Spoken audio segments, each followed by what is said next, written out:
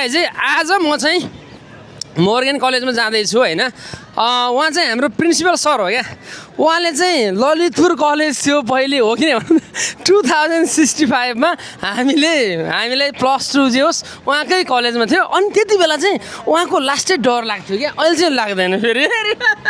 Anyway अब आजभोलि Morgan college छ होइन जुन वसुन्धरामा छ हाम्रो बेस्ट भनेको चाहिँ +2 साइन्सको 100% रिजल्ट म्यानेजमेन्टको है ब्याचलर इन टेक्नोलोजी इन्जिनियरिङ सबै 100% रिजल्ट अनि यहाँबाट हाम्रो कति पाइलटहरू इन्जिनियर सब भइसक्नु भएको छ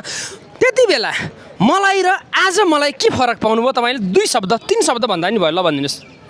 At that moment you are very young. त्यो बेला तिमी बहुत young थियौ अनि अहिले म बुढो teenagers. Right now you are mature people. You are doing some profession.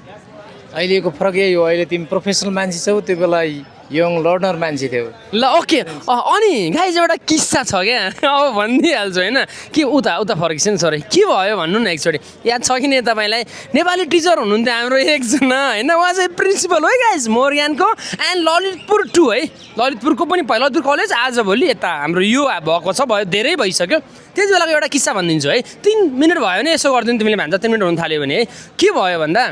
Nepali teacher हुनुहुन्थ्यो अनि मैले उहाँ नेपाली टिचरलाई सर भने क्या सुन्नु भएन क्या